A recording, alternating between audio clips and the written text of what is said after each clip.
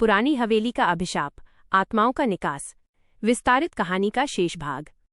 परछाई, जो अब एक ठोस डरावनी आकृति में बदल चुकी थी, उनकी ओर बढ़ी। उसके सूखे होंठ खुले और एक ऐसी चीख निकली जिसने कमरे की हवा को फाड़ दिया। यह चीख सिर्फ कानों को नहीं, बल्कि उनकी आत्माओं को चीरने वाली थी। भागो! अर्जुन चिल्लाया। चारों ने एक खिड़की की ओर भागने की कोशिश की, लेकिन खिड़की के शीशे पर एक काली लकीर बनी और शीशा खून की तरह पिघलने लगा। उन्हें लगा जैसे समय धीमा हो गया है। डरावनी आकृति ने अपना जंग लगा चाकू समीर की ओर उठाया। तभी प्रिया को याद आया कि उसकी दादी ने उसे एक प्राचीन सुरक्षा मंत्र सिखाया था। डर के मारे कांपते हुए उसने आंखें बंद की और टूटी फूटी आवाज में वो मंत्र बुदबुदाना शुरू किया। ओं शांति शांतिमया दिव्य आत्माः। जैसे ही उसने मंत्र बोला, भयानक आकृति एक पल के लिए ठिठक गई। वो औरत पीछे हटी और उसके शरीर से तेज रोशनी निकलने लगी, मानो अंदर कोई आग जल रही हो। कमरा थर्रा उठा। अर्जुन को लगा कि यह उनके पास भागने का आखिरी मौका है। उसने अपने बाकी दोस्तों को खींचा और वे उस कमरे का दूसरा दरवाज़ा तोड़कर भागे। वे भागते हुए हवेली के लंबे अंधेरे गलियारों से गुजरे। हर दरवाजे के पीछे से सिसकने और धीरे धीरे हंसने की आवाज़ें आ रही थीं।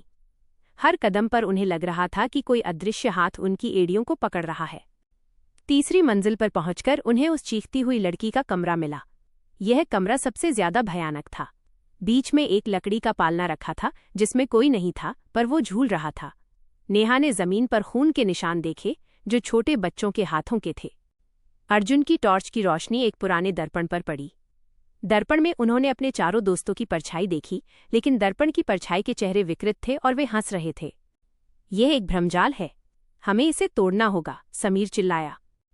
जैसे ही उन्होंने दर्पण को देखा, दर्पण के अंदर से एक ठंडा हाथ बाहर निकला और प्रिया के गले को छू लिया। प्रिया डर के मारे चिल्लाने भी न सकी। अर्जुन ने हिम्मत की और अपनी जेब में रखे पत्थर से दर्पण पर वार किया। क्रैक! दर्पण चकनाचूर हो गया। शीशे के टूटने के साथ ही हवेली में रखी हर चीज से एक अजीबोगरीब चीखती हुई हवा बाहर निकली। ये हवा दीवारों और छतों से टकराकर बाहर की ओर भाग रही थी। अब उन्हें समझ आया कि हवेली सिर्फ एक घर नहीं, बल्कि उन अतप्त आत्माओं का कारागार थी। जब दर्पण टूटा तो वो डरावनी आकृति जो उनका पीछा कर रही थी, पिघलकर हवा में गायब हो गई। हवेली में अचानक एक घोर शांति छा गई, जो पिछली भयावहता से भी ज्यादा डरावनी थी। वे जल्दी से नीचे उतरे और मुख्य हॉल में पहुंचे। जिस दरवाजे से वे घुसे थे, वो अब खुला था। वे बिना रुके बाहर जंगल की ओर भागे। पीछे मुड़कर देखने की हिम्मत किसी में नहीं थी। जब वे जंगल से बाहर निकलकर अपनी कार के पास पहुंचे तो पहली सुबह की रोशनी दिखने लगी थी। वे सब पसीने और मिट्टी से सने थे, लेकिन जीवित थे। कार में बैठकर जब वे उस हवेली से दूर जा रहे थे, समीर ने पीछे के शीशे में देखा।